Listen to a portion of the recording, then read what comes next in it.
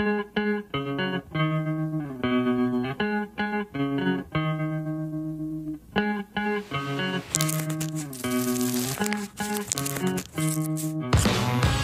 are lighting up all over the country. They call it the green rush. Marijuana has moved out of the back alleys and into the open. Happy Cannabis Cup, y'all. In some states, it's legal to grow, to sell, to smoke. And marijuana could be legalized in a city near you. So easy to get, and many think so harmless.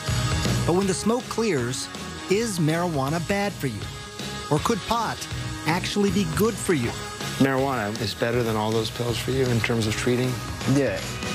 I travel the world for answers. What does marijuana do to you? What does it do to your kids? A special investigation. Weed.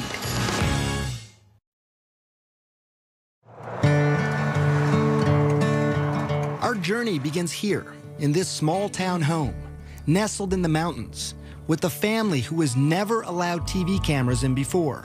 And you're going to soon learn why. This is so pretty out here. Yeah. They live in Colorado, one of 2 states where it's legal to smoke pot medically and recreationally. But here, it's also taboo to residents like Paige Figge and her husband, Matt. I'm sure it was mentioned to us by someone, hey, you should try this. And I thought, no way. You thought that's fringe stuff? No way, not in a million years, no. But in this area, marijuana is far from fringe. 4 joints, and do you want Island Sweet Skunk? Medical dispensaries are everywhere. Hey, welcome, guys. People are smoking in private clubs and public festivals. But none of this is for Matt. He's a military man, and marijuana would be a career ender. I grew up in Wisconsin in a well-loving family, and I was educated that, like, oh, that's a drug. You don't do that. And I never did. But just decades ago, marijuana was a legitimate medication, also called cannabis, prescribed by doctors and dispensed by pharmacies. This is Harry J. But that all changed in 1930. A relentless warfare against Henry Anslinger, the United States' first drug czar. For him, public enemy number 1, you guessed it, marijuana. This guy saw how he could increase the budget of his department by having this mission, going after marijuana. You know, saying that there's this drug that the Mexican migrant workers are smoking, and it's loco weed, and it's going to make them crazy, and they're going to rape your women. He got the anti-marijuana message out through news reports. And then came this. It is convinced that he is hopelessly and incurably insane. The film, Reefer Madness, portraying the users of marijuana as unproductive, crazed.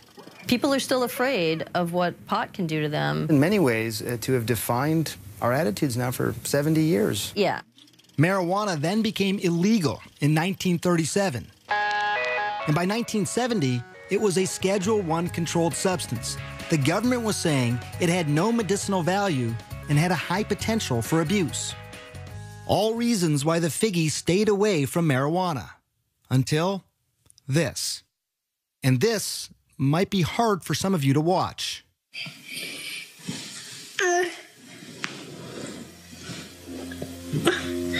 It's okay, baby. This is their daughter, Charlotte, having a seizure. We just thought it was just one random febrile seizure. Nothing to really do, Right. no medications. It's a fluke. Right. A fluke made sense. After all, Charlotte, nicknamed Charlie, was born perfectly healthy, a fraternal twin to sister Chase. Charlie always had big, big smiles. Just happy kids. Easy. Yeah, easy. Very much so. So it was around 3 months, you said, that when you Yeah. first noticed that Yeah. Charlie had a seizure. I was changing her diaper, well, putting a new diaper on from after the bath, and her eyes just started flickering. It led to the first of many trips to the ER.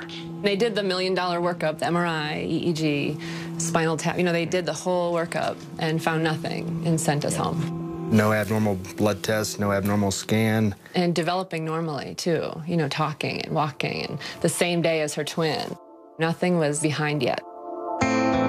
By the time she was 2, though, the seizures had become constant and started to take their toll on their once happy, joyful little girl. She started to really decline cognitively, and she was slipping away, and she just wasn't keeping up with her twin. The Figgies finally found an answer. It was awful news. Dravet syndrome. It is severe, intractable epilepsy.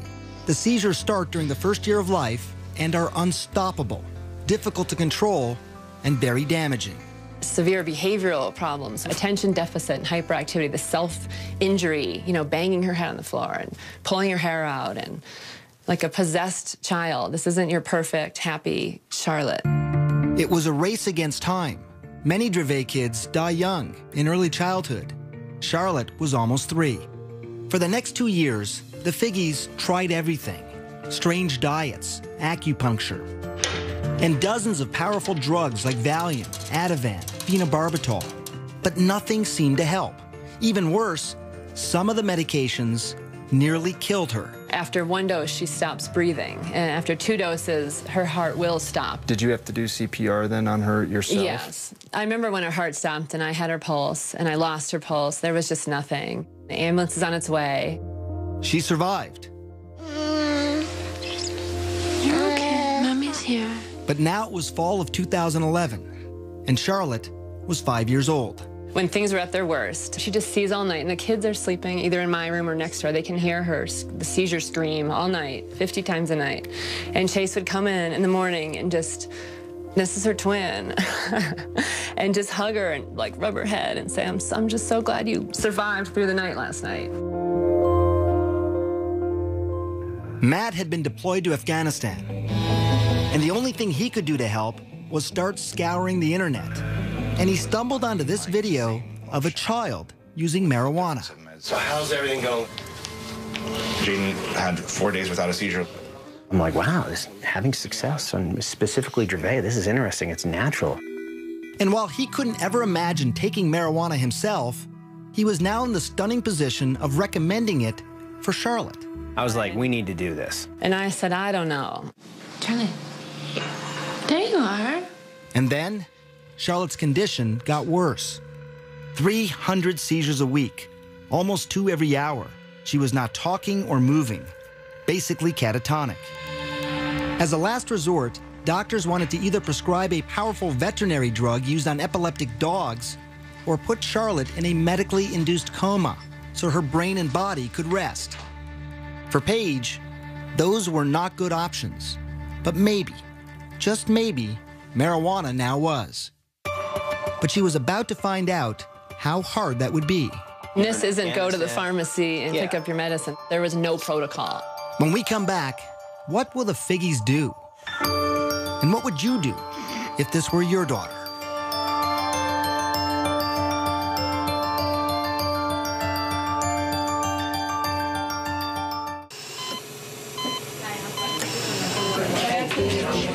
Is it she's allergic to?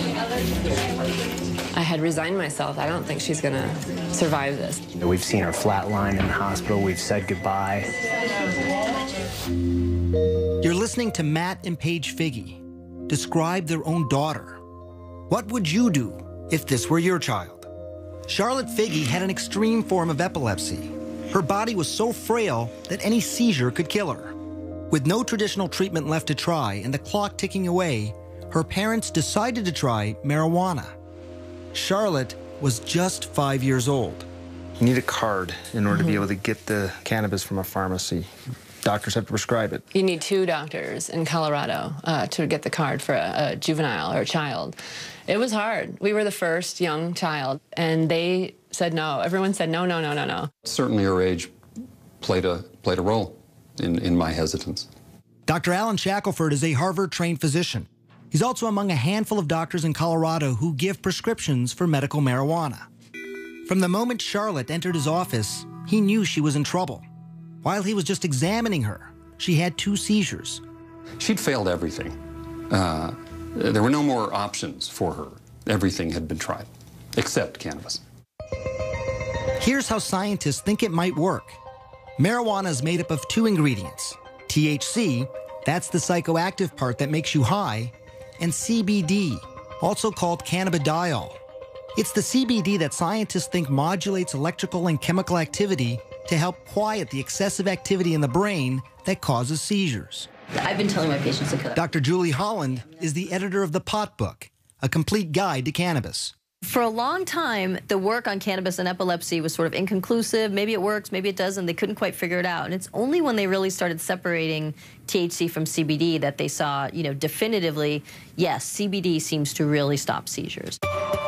So the Figgies needed to find something that was rare, a strain of marijuana that was low in THC. Of course, they didn't want Charlotte getting stoned, but also high in CBD to treat her seizures. And that wouldn't be easy. Dispensaries and growers, they make their money off strains that are high in THC. I'm Joel. I'm Josh. No one knows that better than the Stanley brothers. Their family business is pot. And if you look at these clean-cut guys and what you see surprises you, don't worry. They've heard it all before. When we round the corner, they're like, oh, wait a second. Did you finish high school? They all not only finished high school, but also college, and in some cases, graduate school. Now, they are some of Colorado's biggest growers and dispensary owners. They produce up to 600 pounds of medical marijuana a year, and much of that marijuana is high in THC. But here, on their remote farm at this undisclosed location in the mountains, it takes a lot of plants. We're allowed to grow 6 per patient. They have been growing something different, something they call revolutionary. So Greenhouse 1. Greenhouse 1, yes. Welcome to it. Welcome to paradise. Behind closed doors and under tight security, we enter what the Stanleys call the Garden of Eden. There's nothing like this in the world. This plant's 21% CBD and less than 1% THC. It took years of crossbreeding plants to get to this point. Instead of breeding up the THC, we've bred down the THC and bred up the CBD. And people said, you're crazy. Who's going to smoke that? So why grow it then? Well, the Stanleys also believed in CBD's potential to treat many diseases. And they had seen it change lives before. I always have 2 strains. Meet 19-year-old Chaz Moore. He uses many different strains of marijuana, many of them high in CBD, to treat his rare disorder of the diaphragm. My abs will, lock up. That's why he's talking this way, almost speaking in hiccups, like he can't catch his breath.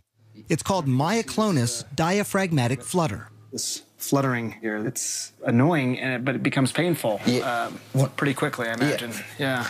Yeah, after 15, 20 minutes is where I can start to really feel it. He's about to show me how the marijuana works. He's been convulsing now for 7 minutes. How quickly do you expect this to work? Within the first 5 minutes.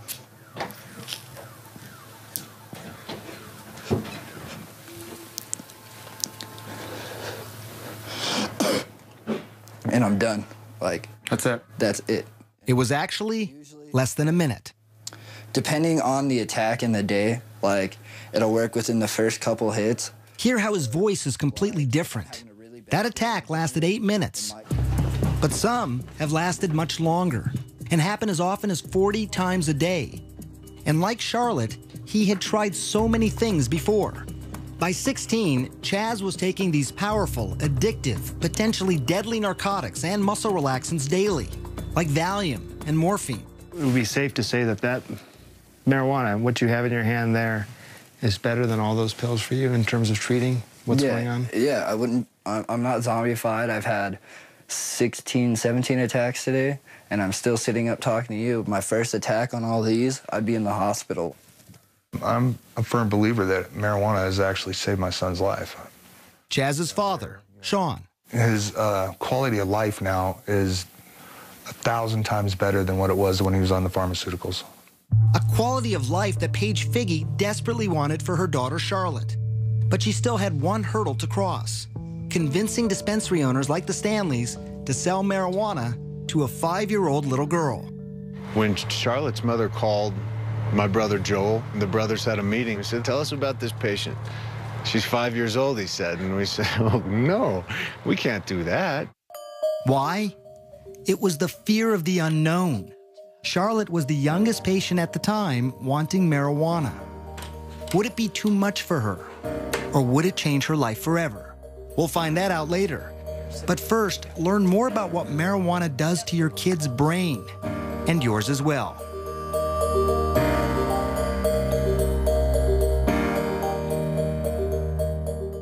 That's what I'm talking about. Y'all smoking or what? If you smoking weed, make some noise. Yeah. April 20th, Denver, Colorado. We like we smoke, we sing. Tens of thousands from around the country and the world lighting up legally. Happy Cannabis Club, y'all. For some, it's a lifestyle. For others, it's a lifeline. We're working with the Lupus Foundation and rheumatoid arthritis. But for all of them, I wondered, what was it doing to their brains? Some of my patients call me pot doc. Your patients call you pot doc? Well, they never meet anybody who's as interested in hearing about their marijuana use as I am. Dr. Stacy Gruber is serious about pot. I want you to name the color and not to read it. Okay. I met her in her labs at McLean Hospital near Boston. She's using high-tech imaging to see what happens in the brain when you smoke. When you first smoke, that is, you light up a joint, a spliff, a blunt, receptors, which are throughout the brain, respond. And these areas of the brain are responsible for things like pleasure, memory, learning, sensation, sense of time and space, coordination, movement, appetite, and other drives, shall we say. So it's sort of an all-over impact, right? So reward, pleasure, hunger. You have this overall feeling of well-being, they say. That all sounds pretty good. Right. It does sound pretty good. And it's not just feeling good, but there's this phenomenon reported by many smokers over the years, especially famous artists, the ability to be more creative. When you feel that high, there's sort of a release of dopamine, and your brain sort of has the ability now to perceive things slightly differently from the way you might have if you hadn't been smoking pot. What you really see is this reduction in inhibitory function. Welcome, Dr. Gruber. Pretty spectacular. Less inhibition. That's something that painter Amir says helps him be more creative. A successful artist, his canvases sell for up to $25,000. It's my favorite way to work. Using marijuana. Yeah. He's been painting for 14 years, smoking for even longer. He says it makes him feel more relaxed, but most importantly for him, he says it makes him less critical of his own work. Stop worrying so much about this and that, and just sort of looking and being as present as possible. Amir does caution that it's a delicate balance for him. It would make me very apprehensive, as maybe a little paranoid, just too analytical. You can get paranoid, you can have disorganized thinking, you get disoriented. It can be uncomfortable, it can lead to panic attacks or anxiety attacks in people. How do you know when you've done too much? Simple tasks become very frustrating, like mixing paint, and then just sort of get into this state of duh, you know?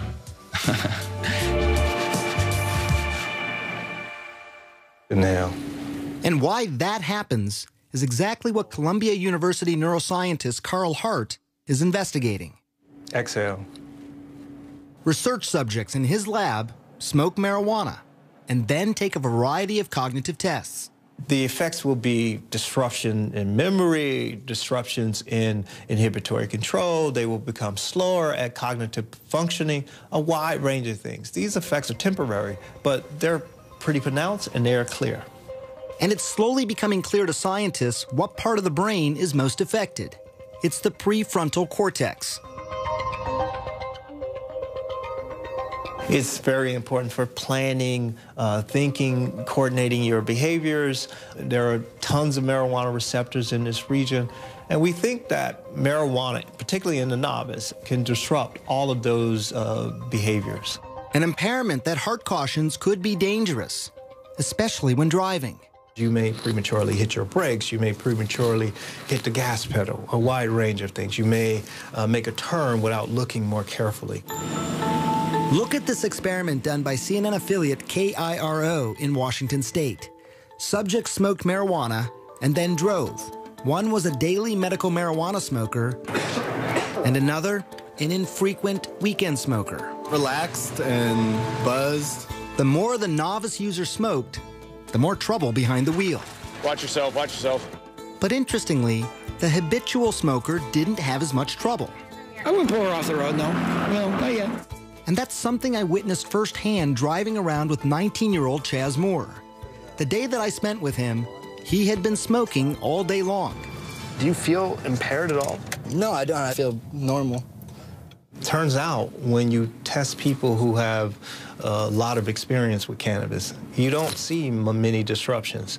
But if you test people who have sort of a limited history with cannabis, you can see some clear, pronounced disruptions.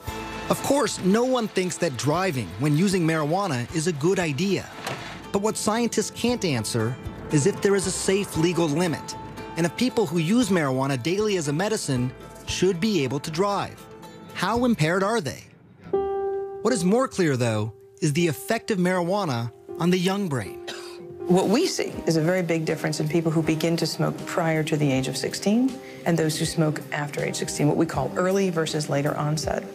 Gruber's brain scans show that the white matter, those are the highways that help the brain communicate from one point to another, are impaired in those who start smoking early. Maybe there's underlying white matter connectivity differences. That's your concern, it sounds like, that those highways, those white matter highways, are just more disrupted in people who start smoking early. That's what we see. Perhaps not surprising, given what we know about the young developing brain. That's a very delicate time in brain development, and that's not a good time to be taking any drugs. Preliminary research shows that early onset smokers are slower at tasks, have lower IQs later in life, higher risk of strokes, and increased incidence of psychotic disorders. And while these studies are not conclusive, some scientists are still concerned because in 2012, 35% of high school seniors lit up. And that could mean a generation of kids with damaged brains. And many fear something else. I never really told myself I needed help. A generation of marijuana addicts. When we come back, the truth and the science behind what's being called a growing epidemic. And later, Charlotte's story, the first and youngest child to try marijuana in Colorado.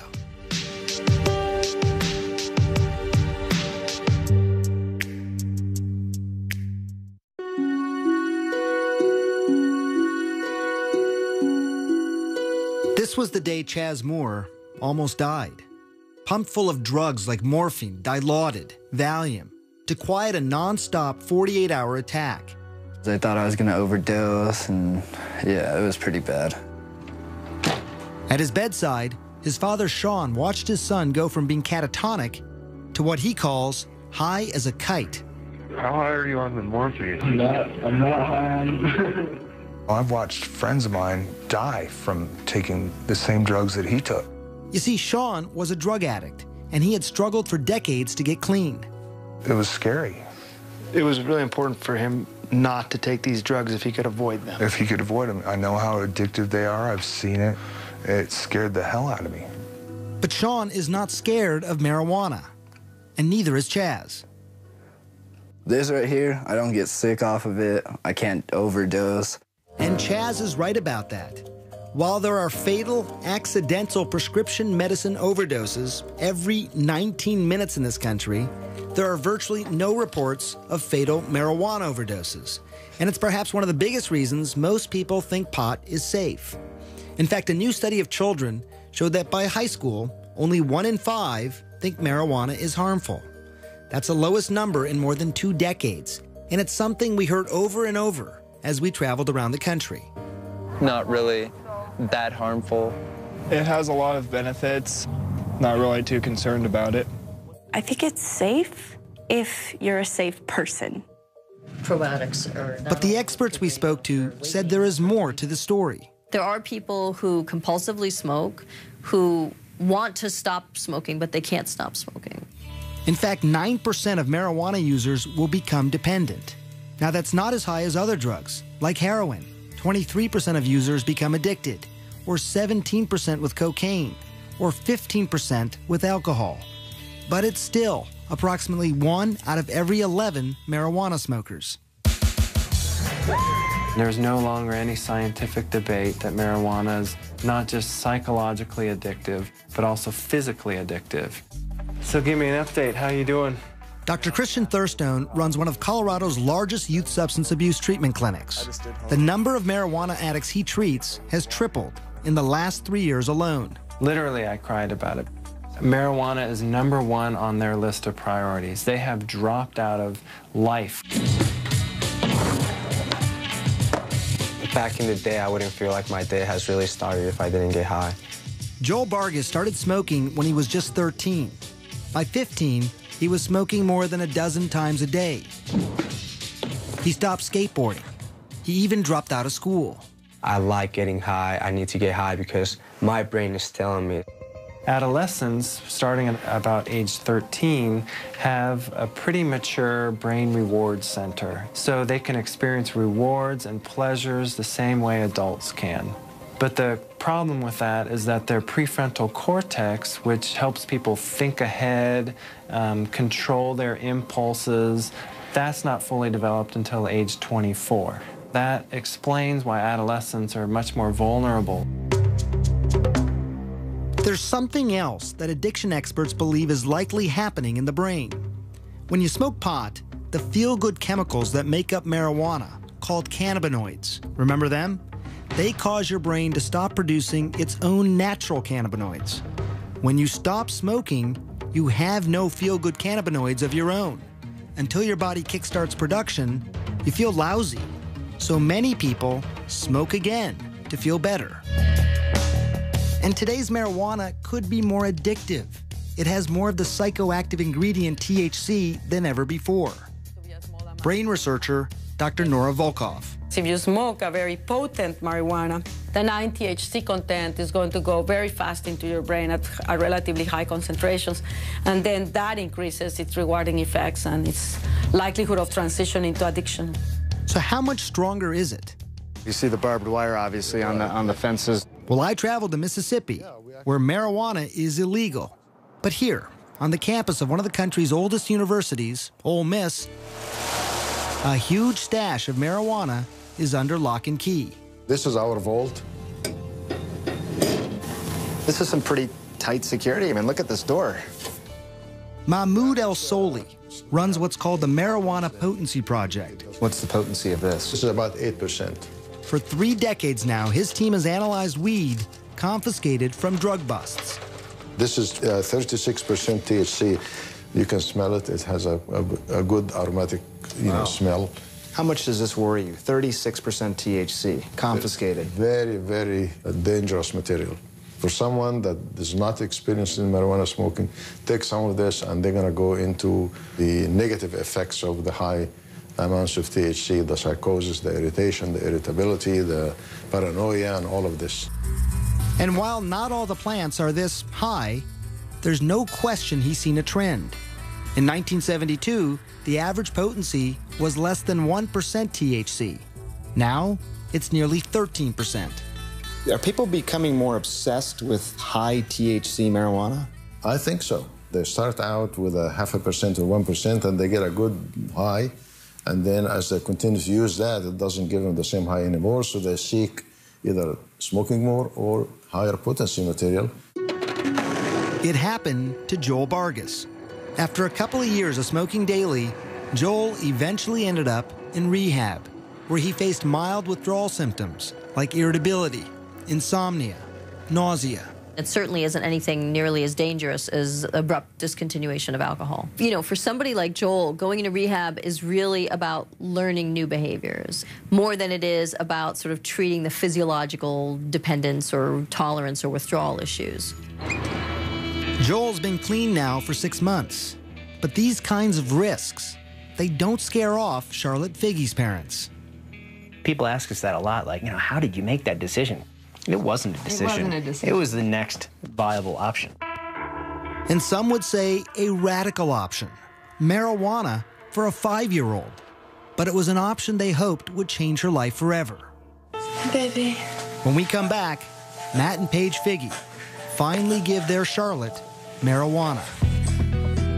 The results are shocking.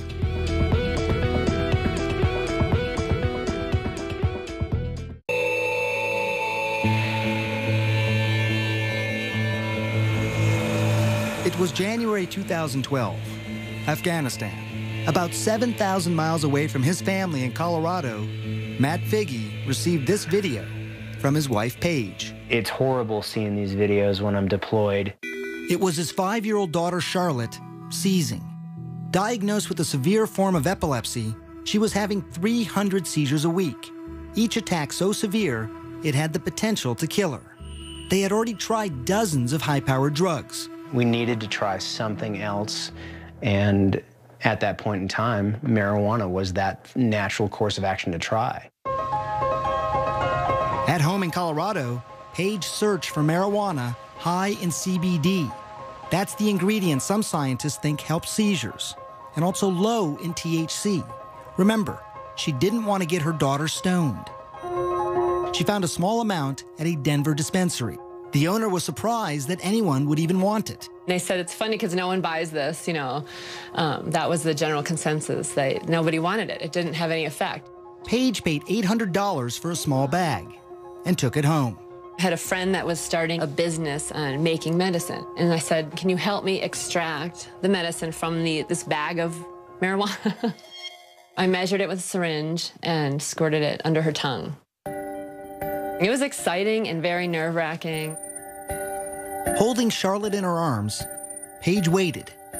An hour ticked by, and then another, and then another.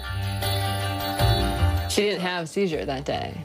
And then she didn't have a seizure that night. Did you sit there and look at your watch? And... Right, I thought, this is crazy. And then she didn't have one the next day. And then the next day. And I thought, she would have had 100 by now. And I just thought, this is insane. I remember how happy Paige was. Like, it's really working. I can't believe it. Yeah, that was pretty amazing to hear. It had worked.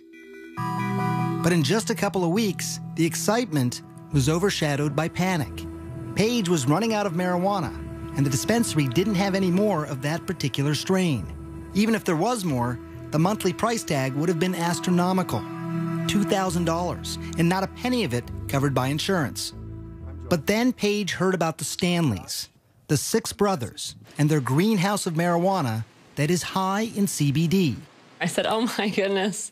He says, I don't know what to do with it. We're trying new things with it, but no one wants it. It's not sellable. I said, just don't touch that because we need that plant. At first, they didn't want to take the risk of giving marijuana to such a young child. But then they met her. Tell me about the first time you met Matt, Paige, and Charlotte. I'm gonna get you misty-eyed. Yeah, you get all of us crying when we start talking about that little girl. The Figges had hit the jackpot, a steady supply of high CBD marijuana, and they only had to pay what they could afford. People have called us the Robin Hoods of marijuana. They say that we sell pot so that we can take care of the kids and the truly less fortunate. Charlotte was the first of those kids.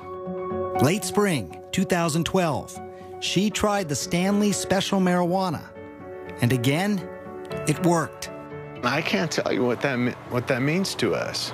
Get you a dozen in a little bit. If it doesn't get you, something's wrong with you. She lived her life in a catatonic state. Now her parents get to meet her for the first time. What a revelation. Gee. The child who had had 300 seizures a week was now down to just 1 every 7 days.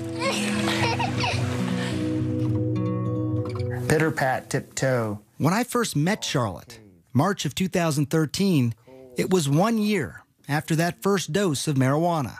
Achoo! After almost 2 years on a feeding tube, she was now eating on her own. Yellow? She was talking, even walking. Puppy. Yeah, please, she said please. Go! But these stories, they are not without their skeptics.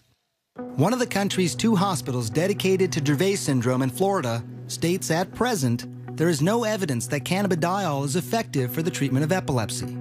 The American Academy of Pediatrics also opposes cannabis, as does the National Institute on Drug Abuse.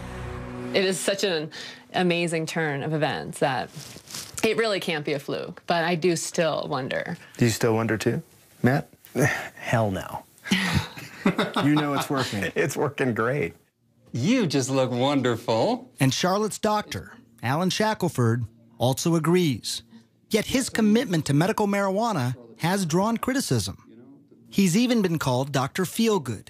How difficult is this for you to talk about as a physician? We are typically conservative as a profession and probably as individuals. We want more proof, and cannabis doesn't have that. And it's why he has traveled the world to look for researchers who might have the answers. And that took him to the place many call the medical marijuana research capital. Israel. It might surprise you, but actually research into cannabis and epilepsy started here in the 1970s, with studies that showed it could reduce convulsions in rats. Today, Shackelford is hoping to start clinical trials in humans there. We need to understand it well enough that they won't be reluctant to at least give it a thought, at least try it. And it's not just epilepsy, but researchers in Israel are studying a variety of illnesses. When we come back, what they're finding, up close, and an amazing look inside hospitals and nursing homes where patients are lighting up, courtesy of the Israeli government.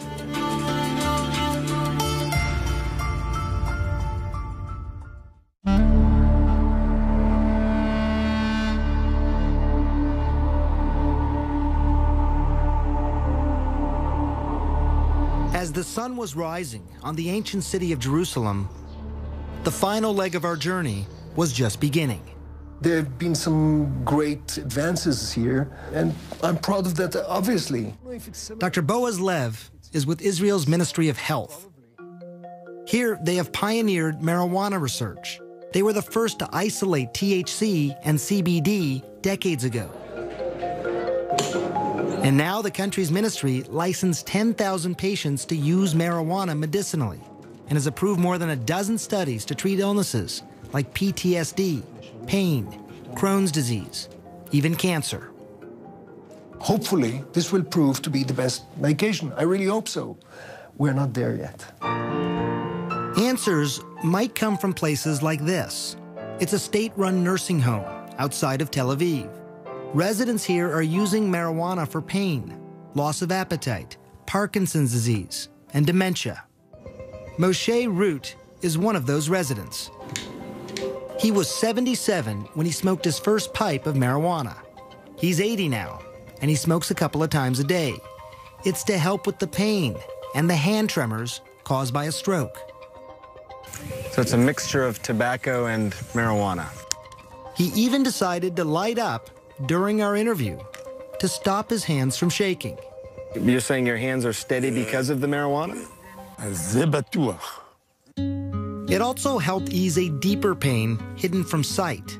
You see, Moshe is a Holocaust survivor. When his wife died a couple years ago, he was haunted by nightmares of his childhood, hiding from the Nazis. The marijuana, he says, took him out of the darkness. You dream. You fly. When you smoke? Yeah.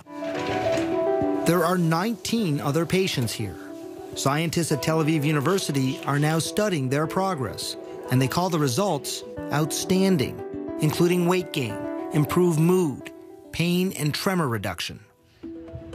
But I can tell you as a doctor, it was my next stop that proved the most surprising. This is Israel's largest hospital, Sheba Medical Center. You put up your medical cannabis. Amashe is using marijuana to help him with the pain and nausea from chemotherapy.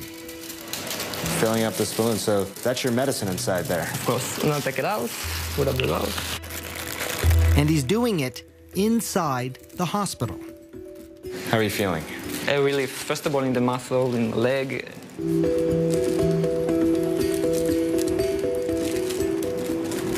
And you're not worried about any potential damage to your body? Not at all. The opposite, actually. I really believe I can be cancer-free for a long time if I continue, consume cannabis. Yes, he said cancer-free. Very early studies on mice in Israel, Spain, and the United States are now showing the potential of marijuana to kill cancer cells. It's exciting research, but it is still in its infancy, and it's inconclusive. This program at Sheba is well established, and experts say a teaching tool for using marijuana in other hospitals. Do you think this could happen in the United States?